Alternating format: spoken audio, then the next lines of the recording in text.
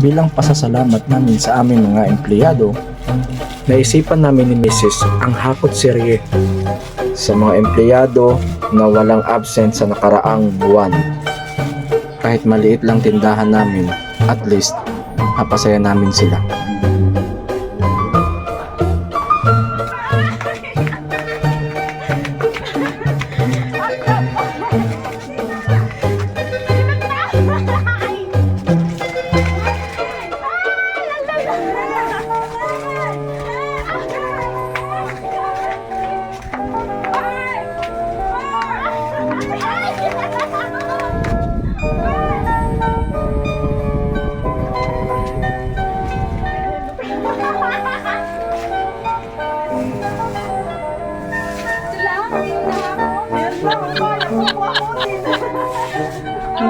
Ayuda pa.